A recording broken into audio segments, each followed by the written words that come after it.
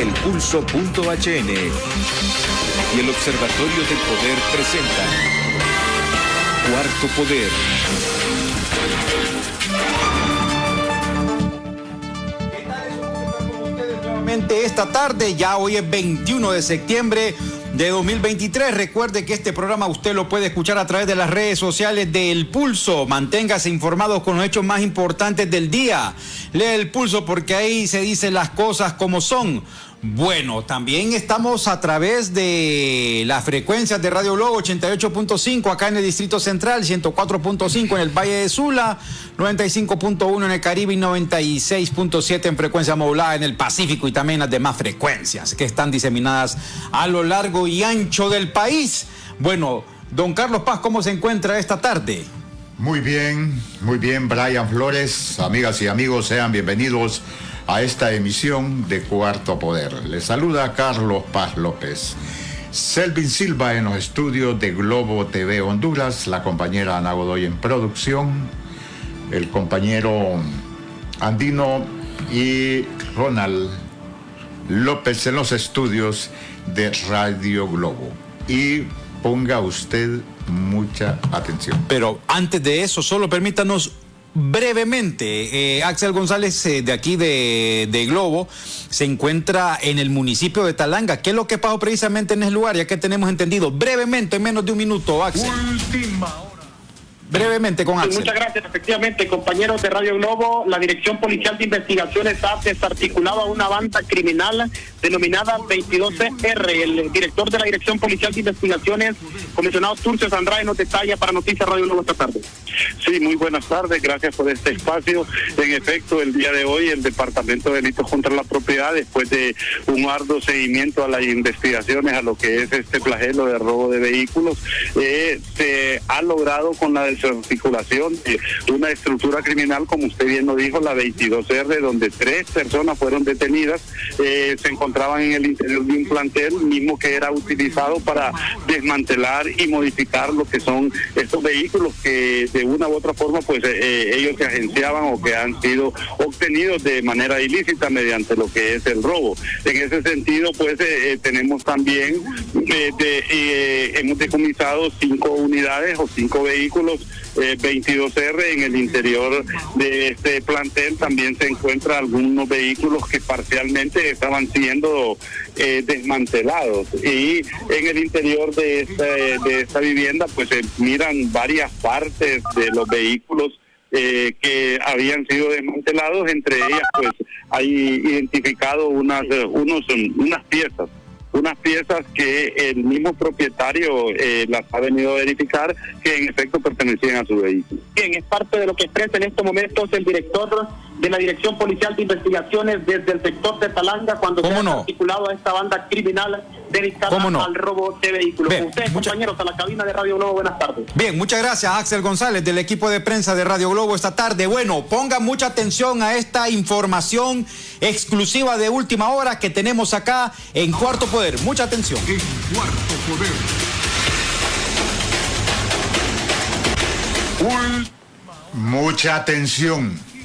Mucha atención, auditorio a nivel nacional de Cuarto Poder Radio Globo. Información exclusiva relacionada con la documentación presentada ante el Ministerio Público por el ministro director del Servicio de Administración de Rentas, Marlon Ochoa. Mucha atención. Última hora. Mucha atención. El Ministerio Público está investigando la adquisición de un helicóptero hecho por un empresario vinculado a la cúpula empresarial de este país. Atención a esta información importante. Última hora. Informe de última hora. También se demanda que se investigue a exdiputado que promovió a su favor, con la complicidad del exsecretario del Congreso Nacional, decreto para ampliar la Solitur en Roatán, Isla de la Bahía, siendo el parte beneficiario, el diputado, empresario que tienen control de la economía en Roatán, en la línea hotelera, en la línea pesquera y en la línea de transporte marítimo. Mucha atención al respecto. A esta hora de la tarde, Cuarto Poder y el Pulso.hn están en la capacidad de informar que la Unidad Fiscal Especializada contra Redes de Corrupción UFERCO está realizando la investigación de la adquisición de un helicóptero a través del uso de dispensas y cómo se han manejado y cuáles han sido las bitácoras de vuelo de este helicóptero que habría sido adquirido evadiendo impuestos al fisco nacional. La dispensa se le fue otorgada a la organización gremial para que se pudiese movilizar su cúpula. Sin embargo, ¿qué servicios presta este helicóptero adquirido por un alto empresario para que se movilizara la cúpula gremial de esta organización empresarial en el país? Mucha atención a esta información que está en poder del Pulso.hn y de Cuarto Poder y que provienen de fuentes muy vinculadas y que merecen total confianza de la Unidad Fiscal Especializada contra Redes de Corrupción UFERCO. Atención a esta información importante. Última hora. Informe de última hora. Un empresario hondureño vinculado al negocio del azúcar está siendo investigado por la forma en cómo adquirió un helicóptero evadiendo el fisco nacional. De acuerdo a los datos recabados por Cuarto Poder a esta hora de la tarde, se está investigando cómo se adquirió ese helicóptero y cómo fue utilizada la dispensa de manera irregular para poder tener en propiedad de este empresario esta aeronave, una aeronave de marca Eurocopter, que es utilizada por un alto dirigente de la cúpula empresarial del país. Exdiputado del Congreso Nacional que promovió decreto a su favor por ser un monopolio de la economía en Islas de la Bahía, en la línea hotelera, de transporte, como también en pesca. Es investigado porque estableció la relación con altos funcionarios del gobierno anterior y violentando todos los procedimientos legislativos en el cual el mismo diputado, favorecido con el régimen de exoneración fiscal, pidió la suspensión de los dos debates para que fuese aprobado en un solo debate. Informe de última hora. De acuerdo a esta información, están estas investigaciones, por lo que en los próximos días podrían estarse emitiendo requerimientos fiscales a estos empresarios a fin de que rinda cuentas cómo utilizaron tanto estas dispensas, también como beneficios obtenidos en el régimen anterior, por lo que fueron beneficiados con varios millones de lempiras. Esté al pendiente de más información de esta investigación y de estos avances que le estamos dando en exclusiva a través de Cuarto Poder. La dispensa fue otorgada a la organización gremial para que se movilizara su cúpula. La dispensa de compra de un helicóptero exonerado de todo pago arancelario por introducirlo al país. Pero la pregunta, ¿cuál es el destino que actualmente hace la aeronave que fue exonerada para servicio de una organización gremial de la cúpula empresarial del país? Bueno, así que usted esté al pendiente de esta información, tanto en Cuarto Poder también como en el Pulso. Ahí usted se va a dar cuenta quién es el empresario y por cuántos millones de lempiras fue beneficiado para adquirir un helicóptero y no pagar impuestos.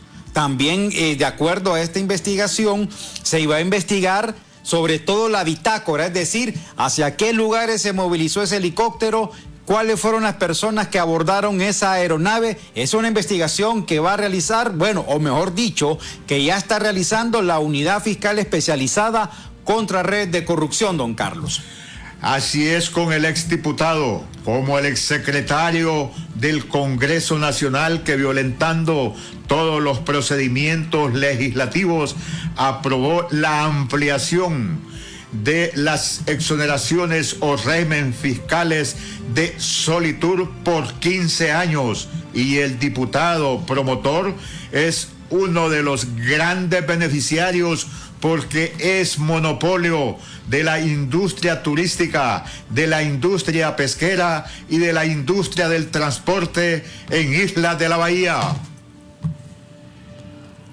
Bueno, ahí que usted está al pendiente de esta información, pues, que vamos a ir proporcionando en los próximos días el avance de esta investigación ya de oficio que está realizando el Ministerio Público. Bueno, ya cambiando de tema, estamos a la espera.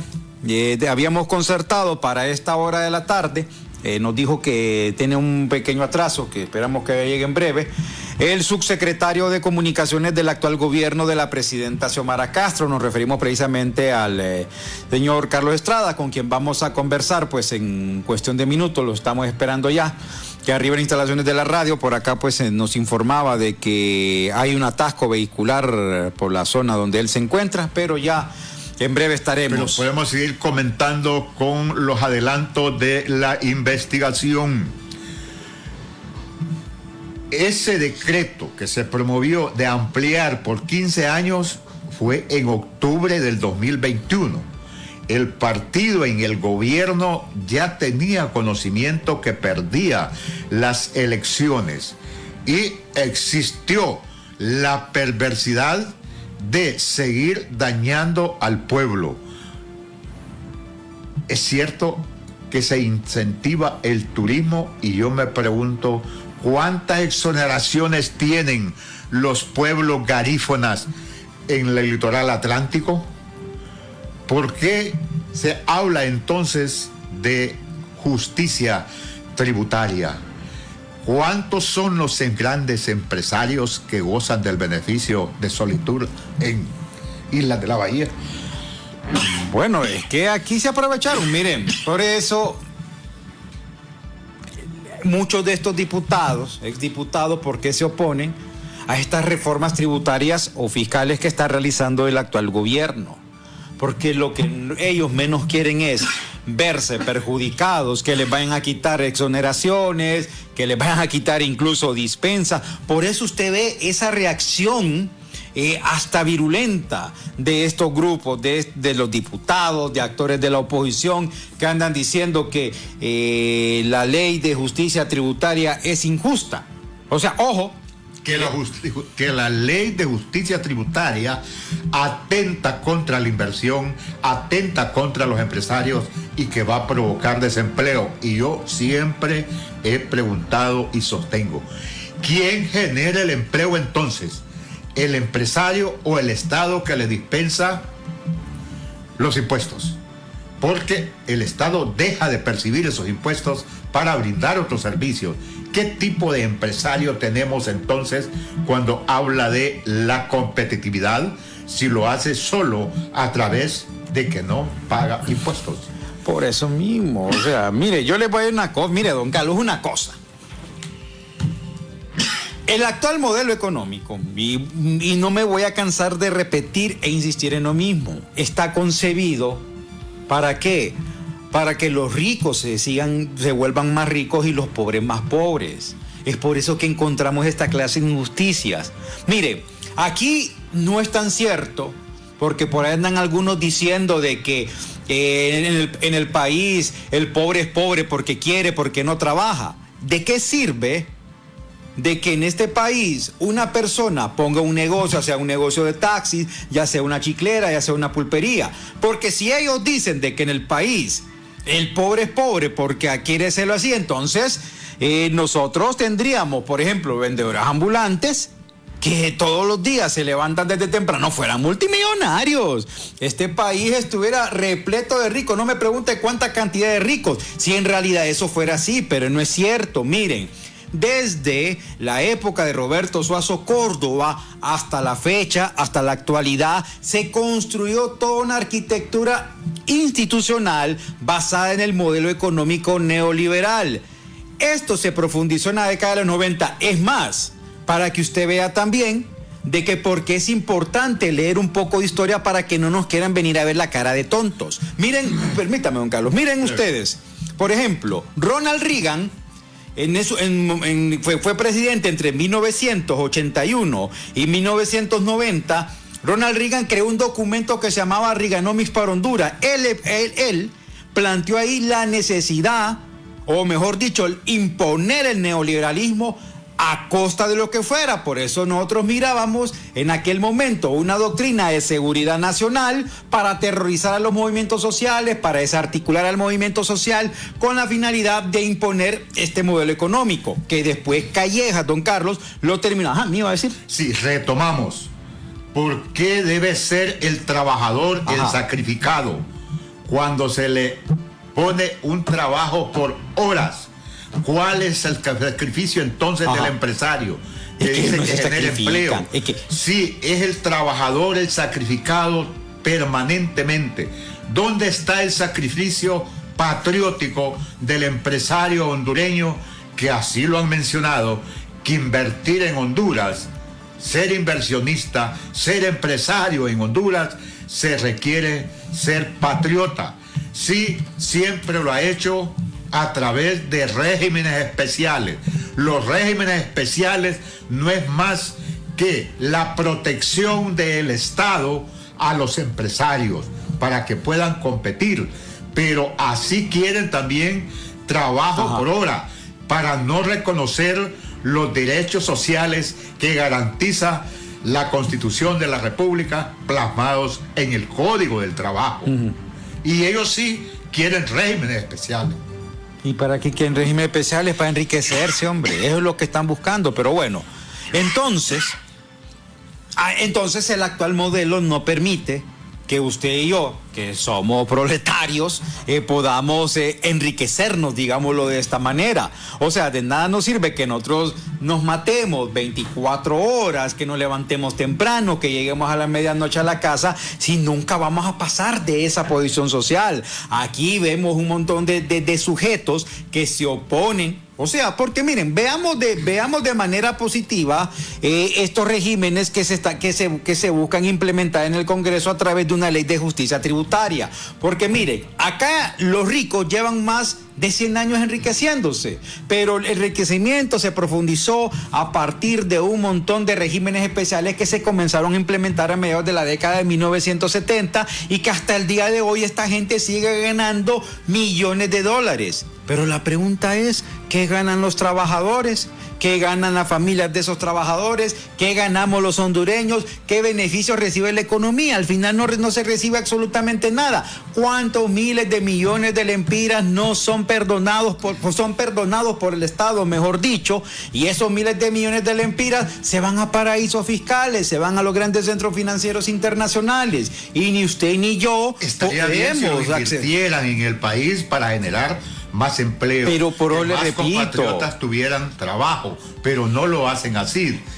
Si usted quiere ver el neoliberalismo que tanto se habla, pero que yo he cuestionado cuando se expone, ¿por qué los empresarios importadores, fíjense que les es más barato importar un quintal de maíz de los Estados Unidos que el que producimos acá?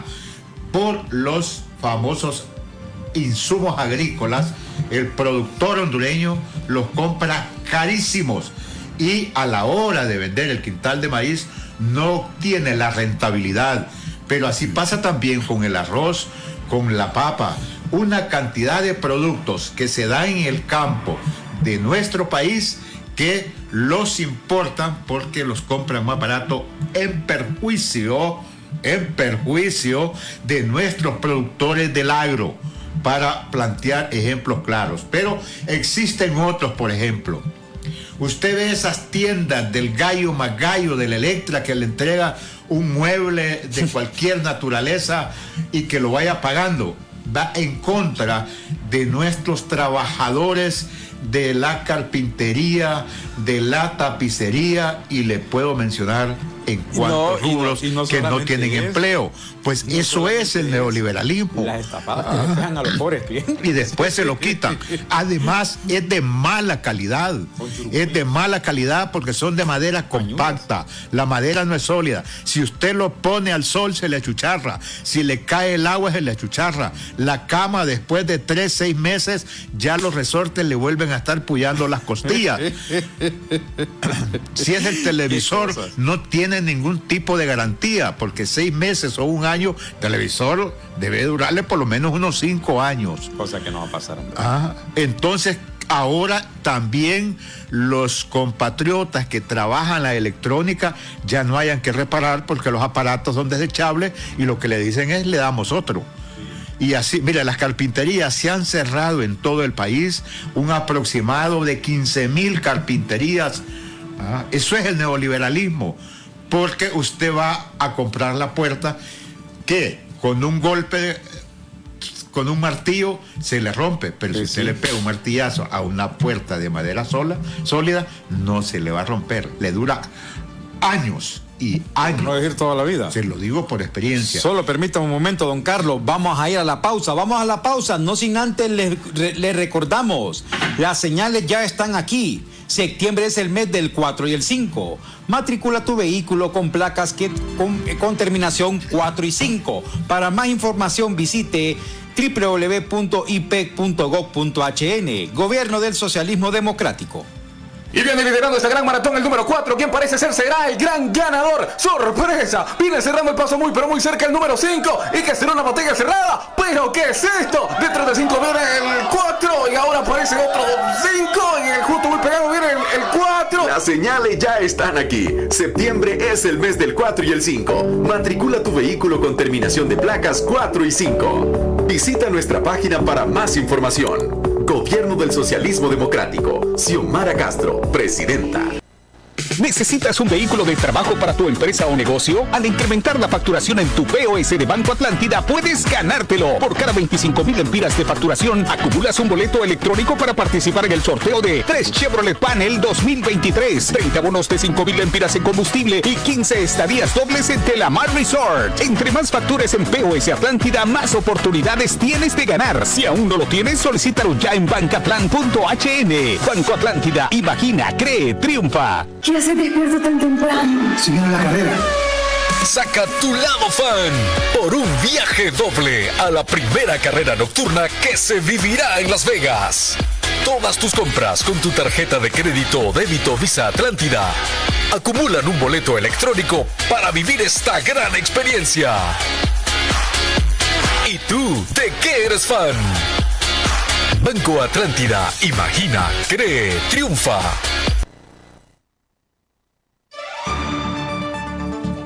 Retomamos la temática de el por qué una justicia tributaria en el país. ¿A dónde se refleja la pobreza, compatriotas que nos ven y nos escuchan a nivel nacional e internacional? No solo en los que se van del país porque no encuentran una oportunidad, también en los que se quedan. Ese montón de chiringos usados que usted ya no sabe cuál es la tienda de ropa nueva, zapatos, cacerolas, calzoncillos, sostenes. Ese es el reflejo de la pobreza del neoliberalismo, porque queda sin trabajo la costurera, el sastre, el carpintero, queda sin trabajo el mecánico, porque ahora vienen los pedazos de carro. Con las cacerolas, así se llaman, cacerolas, tienen otro nombre. Sí. Bueno, cacerolas donde usted fríe y cocina sus alimentos. ¿Se acuerda de los talleres que habían de hojalatería? Ya desaparecieron. ¿Se acuerda del tapahoyos? El hojalatero que andaba ahí con sus herramientas en el lomo por el barrio, pasaba por el pasillo diciéndole: se tapan ollas, se tapan ollas, se tapan ollas. Y frideras o cacerolas. Ese tampoco ya no tiene empleo porque ahí están las que otro votó estamos usando. Esa es la pobreza que provoca el neoliberalismo. Ese es el neoliberalismo, porque a veces le hablamos de allá y ahí yo he cuestionado a los compatriotas que han luchado permanentemente contra el neoliberalismo, que hay que hablarle al que lo está sufriendo, y lo está sufriendo el zapatero, el sastre, la costurera, el ojalatero, el mecánico. Hoy, donde estaban los talleres, se cerraron, son solares baldíos, porque vienen los pedazos de carro. Lo que otro bota es lo que usamos. Por eso yo le denomino economía de desechos. O sea, desechos que han sido botados por otro. Usted está como mientras decía nosotros no veamos estos empresarios, y que ahí estoy de acuerdo, que habría que darle los incentivos fiscales, pero porque van a montar la fábrica para transformar la materia prima del país.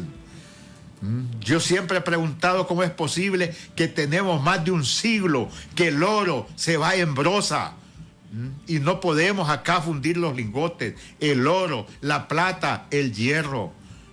Lo vendemos como tierra. ¿Por qué cuando se dan las concesiones procéselo acá y vendemos ya el oro refinado? Siempre me he preguntado eso, el por qué nuestros gobiernos desde el siglo XIX, que el señor Marco Aurelio Soto con el ilustre Ramón Rosa entregaron la concesión de la minera de El Mochito. Siempre, ¿por qué no se funde el oro en el país? Y entonces no podemos competir al mercado internacional si producir en el país, en el agro, crecer una vaca, un ternero o ternera para venderla es demasiado carísimo, porque importamos los insumos que necesitamos para sembrar una manzana de maíz, una manzana de frijoles, una manzana de arroz. Nosotros, compañeros, importamos prácticamente el 70% del arroz que nos consumimos, porque afuera se produce más barato, porque nos venden los incentivos agrícolas, los insumos agrícolas carísimos. Y ustedes han escuchado que están en contra de que se subsidie la agricultura en Honduras. Sí. Están en contra los tratados internacionales. Honduras puede ser sancionada. Por eso se andan dando bonos ahí, agrícolas. Pero ese bono agrícola no da para la producción en escala de exportación, sino al alto medio consumo. Importamos un aproximado de 14 millones de quintales de maíz. Sí. Y alrededor de 2.6 millones de quintales de arroz. Bueno, como las cosas no salen a veces como uno quiere. No, pero puede participar. Sí, le recordamos, de 94 91 23 23 89 21 53 92 22 21 68 00 y 22 21 68 01 para que usted pueda participar. Para que y usted puede también llamar al 22 21 68 00, 22 21 68 01, le repito, 2221-6800, 2221-6801. Bueno, tenemos ya la primera comunicación. Hola, ¿le escuchamos? Hola, ¿le escuchamos? Adelante. Hola, no está en misa, desgraciadamente, la persona. Bueno, le recordamos, 8921-5392, 9491-2323, 2221-6800 y 2221-6801. Así para que usted también pueda... Los empresarios en Honduras, históricamente, está registrado, han vivido bajo la sombría del Estado, pero están en contra de que se subsidie al pueblo. Tenemos la comunicación. Hola, ¿le escuchamos? ¿Aló? Hola, ¿le escuchamos? Le escuchamos, caballero. Le hablo desde San Pedro Sula. Adelante. He venido escuchando muy tranquilamente toda. ¿Aló? Adelante, estamos escuchando, caballero. He venido escuchando muy tranquilamente todas sus intervenciones.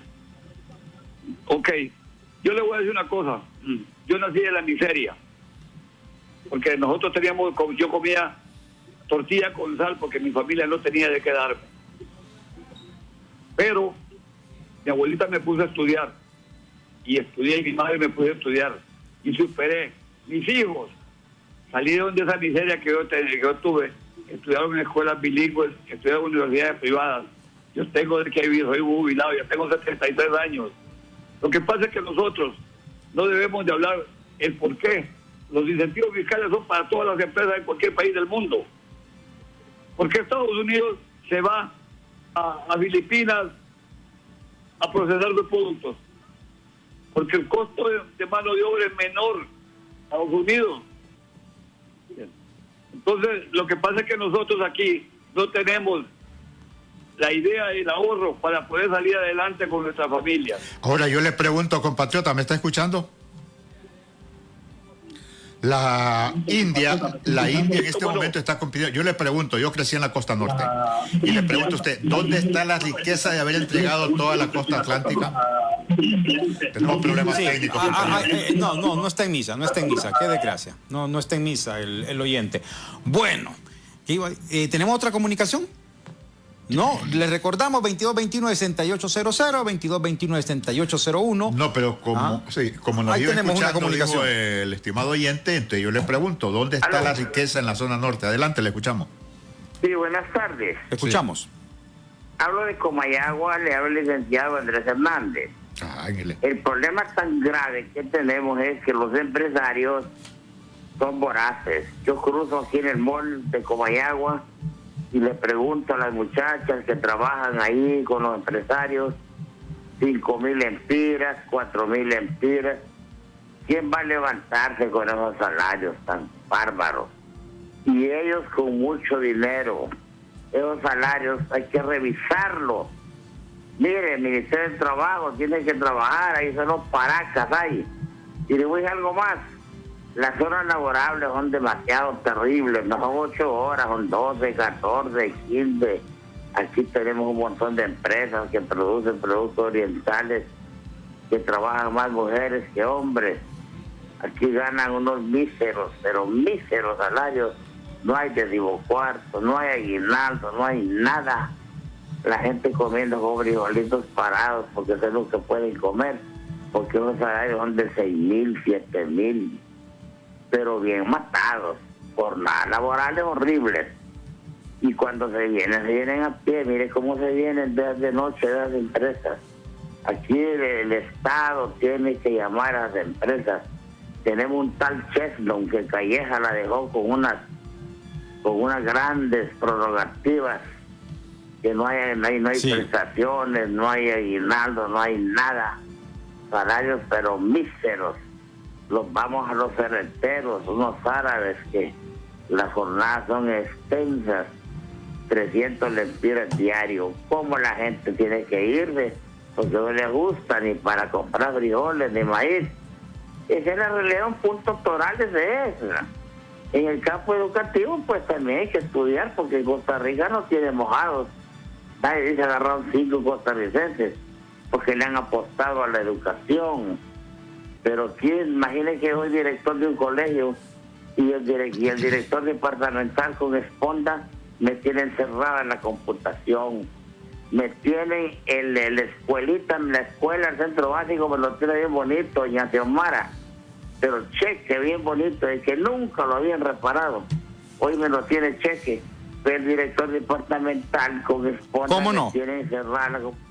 ¿Cómo no? Muchas gracias por su comunicación. Brevedad en la comunicación, por favor. No se está en contra de los incentivos fiscales. El abuso que le estamos mencionando y que se está investigando del helicóptero para la organización gremial. Para la cúpula de la organización gremial. Hola, le escuchamos, caballero. Mire, yo quiero darle un aviso a la bancada del PCH, hombre, ellos no representan a nadie en el Congreso Nacional, donde deben de estar boicoteando la elección de los fiscales. Solo Libre puede hacer eso, hombre.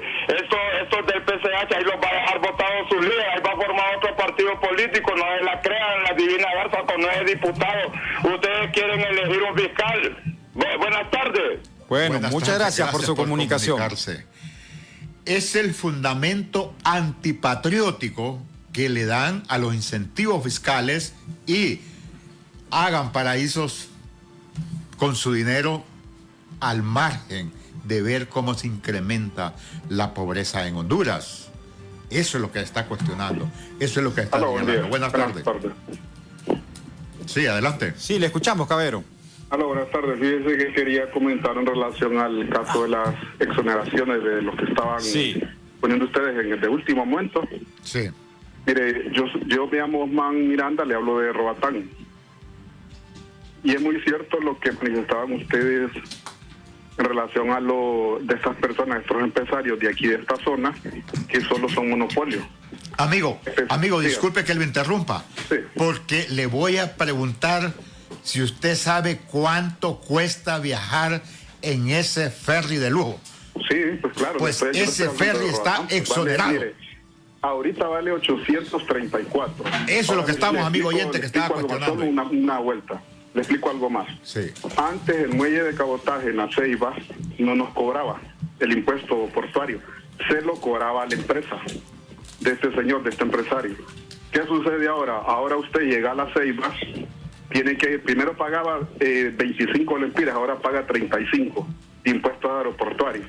Antes lo cobraba la empresa de este señor. ¿Cómo no? De este empresario. ¿Cómo no? Muchas gracias. Bueno. De eso estamos hablando, amigo, desde Islas de la Bahía, de ese monopolio económico de este diputado y que todavía sigue siendo autoridad, y como el exsecretario del Congreso, violando todos los protocolos, violando todas las normas legislativas, sometió a discusión y aprobación. Pero quien pidió la dispensa de debate fue el diputado promotor, siendo sus empresas beneficiarias. Bueno, ¿cómo no? Bueno, gracias a don Carlos Estrada, que bueno, pues es que tuvo problemas con el tráfico, me imagino. Ya aquí está con nosotros esta tarde en Cuarto Poder, como lo habíamos prometido, el subsecretario de Comunicaciones del actual gobierno, el licenciado Carlos Estrada. Bueno, nos quedan pocos minutos, por lo menos unos 20 minutos para hablar de todo un poco, pero sobre todo es necesario consultarle aquí a don Carlos Estrada, precisamente. Bueno, primero comencemos con lo que hubo ayer en la Asamblea General de las Naciones Unidas, donde participó la presidenta Xiomara Castro. ¿Ustedes cómo observaron ayer? Obviamente sé que me va a decir cosas, eso se sobreentiende, pero ¿cómo valoraron el discurso de la mandataria Xiomara Castro ayer en la ONU? Bueno, primero que todo agradecerte por la invitación, a los compañeros que están detrás de cámara también. Bueno, las valoraciones que te puedo hacerte un redondeo, sabemos que no tenemos mucho tiempo, pero tiene que ver con lo central que ha venido desarrollando en este año y medio de gobierno y todas las experiencias que han venido desarrollándose por parte del gobierno, en tanto la reacción de la oposición. Recordemos que ella siempre tiene un objetivo, que es mantener la memoria histórica, para que las personas puedan comprender de dónde venimos en este proceso y la importancia de nunca olvidar cada uno de esos elementos, especialmente el tema de la corrupción y especialmente el tema de la ausencia de democracia en la cual se desarrolló. Entonces, ese reclamo permanece vivo y es un reclamo que lógicamente a la oposición no le ha gustado, no le gusta y parece que lo tiene bastante...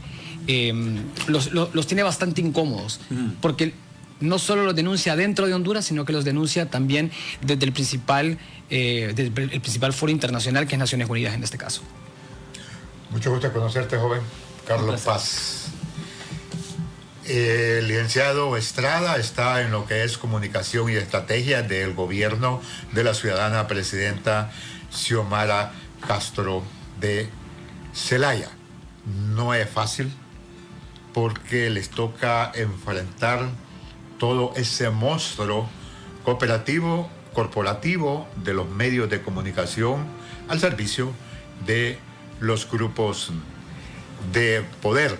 Y el otro elemento es que también hay medios convencionales que se suman a esa campaña de desinformar y magnificar hechos que no se han dado. Pero yo quiero felicitarlo particularmente porque lo he visto en algunos debates, que no es fácil. Cuando la imagen que tiene nuestra gente es que los periodistas son los iluminados y que son el sol que calienta Honduras. En este momento, Carlos, ¿hacia dónde se dirige el mensaje para los medios, para la población en los medios de comunicación que tienen acceso? Bueno, nosotros venimos de un proceso bastante largo donde hemos tenido que analizar, en el primer año tuvimos que analizar cómo iban a ser o cómo se iban a componer las variables dentro del escenario político, social y cultural.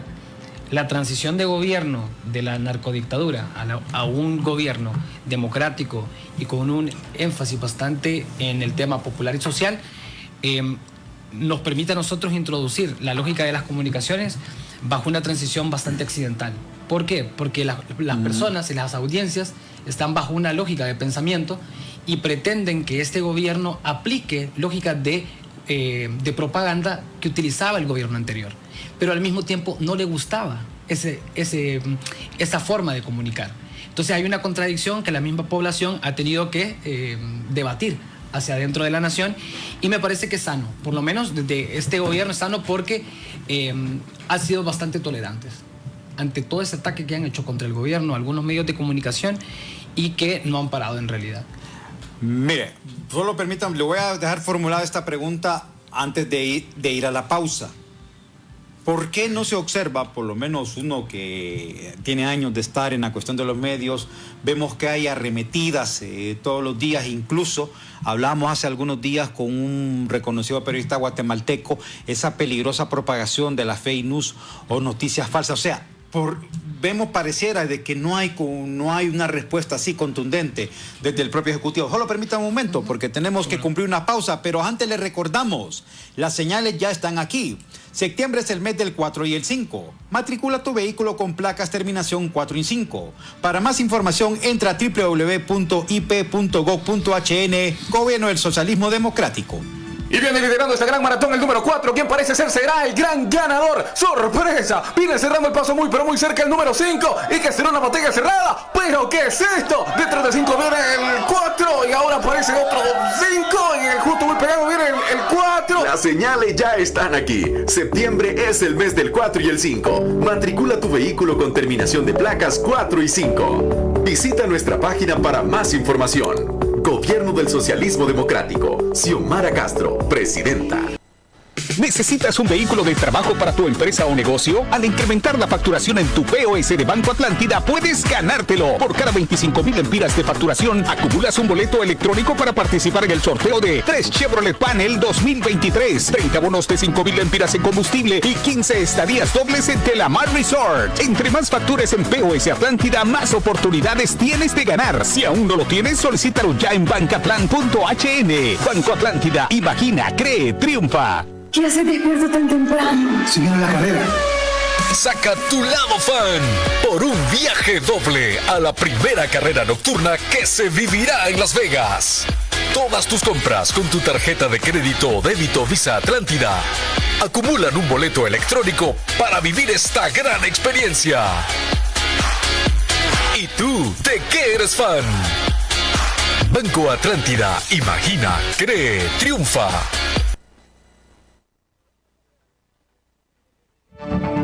De la tarde en Cuarto Poder, la pregunta que le había dejado formulada sobre las noticias falsas, denominadas fake news. Pero también esa arremetida, porque sentimos, repito, que pareciera como que hubiera una inacción desde el mismo gobierno, no como en el régimen anterior, donde nosotros observamos que había un señalamiento hacia el gobierno, pero venía una respuesta muy fuerte. Bueno, resulta que las formas con las que se manejaba la narcodictadura, ellos no solo tenían el aparato comunicacional estatal, sino que también tenían comprada la mayor cantidad de medios de comunicación de la matriz privada. Entonces, las estrategias de control de crisis eran más fáciles de manejar. Desde nuestro lado tenemos un núcleo central de los medios de comunicación estatal que es pequeño, es sumamente pequeño en comparación a toda la matriz privada. Entonces, ¿qué pasa? Cuando se entra con una noticia falsa, o sea, cuando ellos instalan una noticia falsa, se disemina mucho más rápido, es decir, se vuelve como un cáncer, pero súper rápido. Y nosotros, al tener un aparato tan pequeño, cuesta poder romper con las burbujas que se van haciendo de discusiones. ¿Qué sucede? La población estaba acostumbrada a la inmediatez, pero ahora que tenemos un gobierno que es mucho más flexible, es mucho más democrático, pareciera que fuera un poquito más permisivo también, con esa violencia con la que generan las noticias falsas. Pero ¿a qué me refiero con esto? Que las noticias falsas las fabrican sabiendo que nosotros vamos a respetar, primero que todo, la libertad de prensa y que vamos a respetar la libertad de expresión. Y ambos componentes son fundamentales para ellos, que se aprovechan de esa flexibilidad. Si fuéramos un régimen realmente severo, que censura, sería fácil intervenir redes sociales, sería fácil intervenir medios de comunicación, pero no es nuestro signo, no es nuestra forma de verlo.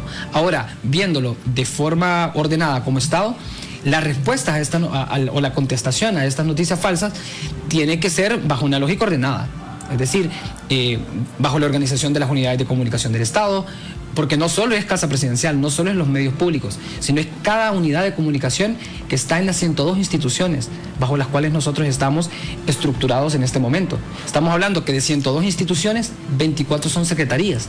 Por ende, cada institución, cada unidad de comunicación, a lo interno de estas secretarías, también deberían de sumarse en esta estrategia, que es lo que estamos haciendo y es lo que hemos venido socializando en los últimos meses, dado que no existía esta cultura de participación en las redes sociales. Y el componente más severo de eso es que fueron 12 años de producción de bots y de perfiles anónimos por parte del sector de la narcodictadura y que están activos todavía. A mí me preocupa algo y ese precisamente, miren, sabemos que el programa no va a ser suficiente para hablar de este tema, pero aquí el asunto se torna hasta peligroso cuando vemos la publicación de noticias falsas, quiénes la promueven, cuáles son los objetivos, porque el objetivo no solamente es decir, o publicó alguien por ahí, hallé esto y después lo borra, no, discúlpeme, no pasó así, pero el asunto es que deja la semilla de la violencia. Miren, en este momento está pasando un fenómeno en Argentina. Por ejemplo, el candidato de extrema derecha, Javier Milei, con ese discurso que puede ser virulento y lo que usted quiera, pero también genera una matriz de odio. Y estamos comenzando a ver esa matriz de odio en las agresiones que están sufriendo periodistas que incluso son críticos con este tipo de personajes. Y en Honduras pareciera que en algún momento nosotros vamos a sufrir eso, pero el asunto es cómo contrarrestar este tipo de asuntos, obviamente pues sin incurrir en violaciones, por ejemplo, a la libre emisión del pensamiento o a la libertad de expresión. Carlos. Bueno, el fenómeno tiene que ver con infodemia. O sea, hay una exagerada cantidad de información moviéndose en redes sociales que la población que comúnmente está 24 horas en las redes sociales cae víctima de las noticias falsas. Porque al momento de instalar la noticia falsa, como bien lo mencionabas, las personas saben, las personas que la fabrican saben que la instalan y después pueden pedir una rectificación. Y eso no les importa, en realidad, porque saben que no hay ninguna sanción. Pero esa noticia falsa sí genera un daño real, tanto material como psicológico, a las audiencias. Ese es el debate que nosotros tenemos en este momento. Entonces, ¿cómo se combate esto? Las redes sociales simplemente son un espectro pequeño de lo que realmente pasa en el país. Yo hago la comparativa. La política pública en este momento de la presidenta se apunta, la mayoría de su política pública, hacia el sector rural, porque la red solidaria está concentrada en el sector rural. Tanto la construcción de carreteras, caminos, reacondicionamiento de escuelas, de hospitales, todo eso, que todos los recursos que se están destinando para eso están comúnmente concentrados o focalizados en la zona rural. Entonces, la parte urbana, es decir, el sector urbano todavía no identifica el valor público que eso representa para ellos. Entonces, ¿dónde está la estrategia en este momento? Nosotros tenemos que hacer escucha social en la zona urbana para poderles explicar este fenómeno. ¿Por qué?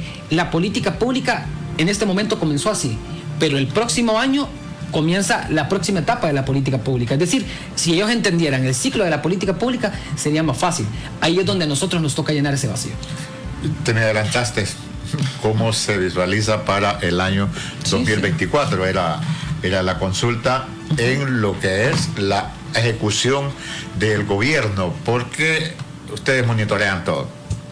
Los ataques personales a la presidenta directamente, incluso de migrantes, al decir que ya no gobierna, sino que es el presidente Zelaya.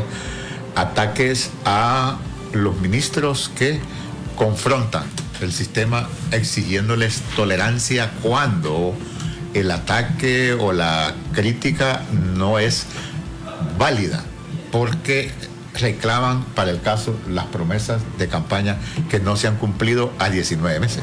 No, totalmente. ¿Qué pasa? Cuando no se comprende la ejecución de la política pública, es decir, cuando una secretaría tiene una política pública marcada, esta política pública nos conduce a saber cuáles son los proyectos que se van a ejecutar a partir de esa política pública. La población, cuando uno ya se le explica, y dice, ahora entiendo por qué no se puede cambiar algo tan rápido. Tenemos que explicar lo que pasó el primer año, que era desmontar las estructuras con las cuales operaba la narcodictadura dentro de las instituciones que ejecutaban el presupuesto. Vaya, nosotros tres podemos... Espera, que ahí quiero plantearle 102 instituciones, de las cuales 24 son secretarías. La más atacada ha sido salud, educación y Sotravio. No, ahora se llama CIT, disculpen, estimado oyente. Secretaría de Infraestructura de Industria y Transporte, la CIT. Ya el caso de salud, he escuchado a la persona encargada de prensa. Eso. Pero las otras secretarías, ¿qué hacen los directores de prensa? Ya la Secretaría de Salud, cuando está mencionando en los medios, he escuchado al colega que interfiere en llamar y decir esto y esto y esto. Pero ¿qué pasa con la CIT? Yo desconozco y tiene relación con el público. Bueno, por ejemplo, la CIT es de las secretarías que más... la CIT es de las secretarías que tienen más proyectos en este momento. O sea, es exagerada. Si ustedes se meten a la página de internet de la CIT, es exagerado. Entonces, la forma de comunicar eso tiene que ver mucho con el tipo de medio de comunicación. Si nosotros pautáramos, por ejemplo, en los medios de comunicación grandes, sería fácil de llegar a muchos nichos. Pero ¿cuál es el problema? Cuando te ponen precios que no se condicen con la realidad.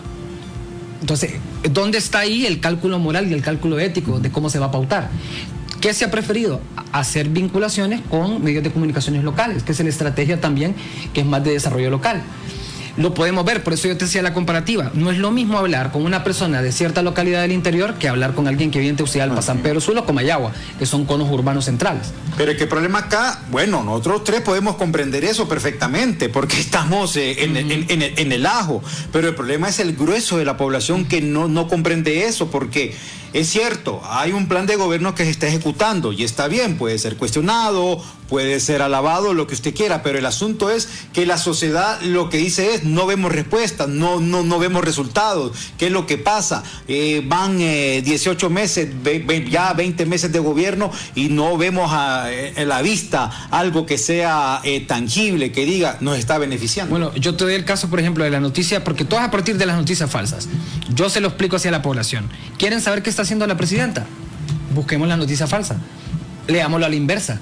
Si están diciendo algo falso, se está haciendo realmente. Te doy el caso, por ejemplo, de los hospitales. Dicen no se van a construir los hospitales porque España no sé qué. O sea, se crea una idea, una matriz diciendo que el Estado ya no va a hacer hospitales. Cuando en realidad ya están los procesos de licitación, los procesos de precalificación iniciados, que los puedes ver en Honducompras, en OCAE. Entonces, hay formas que nosotros podemos probar de que el proceso está y que se van a hacer los hospitales. Y es que ahí están los desafíos, porque desgraciadamente gran parte de la población no tiene acceso a internet. Miren, Honduras es uno de los países con baja penetración de internet, permítanos. Hablamos, por ejemplo, que 3 de cada 10 hondureños tienen acceso a la red.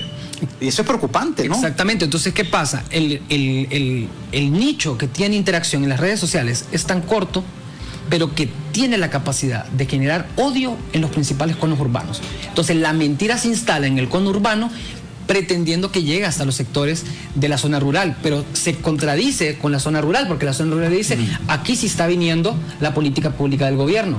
Lo que no está viendo el conurbano es que la política pública de la zona rural les conviene a ellos. Es menos migración interna, es menos competencia de empleo, es menos competencia de recursos en general. Entonces, el desarrollo local es lo que nos permite a nosotros, que es la lógica de la presidenta, que es la descentralización. Todos estos proyectos que se están manejando sin ningún tipo de discriminación.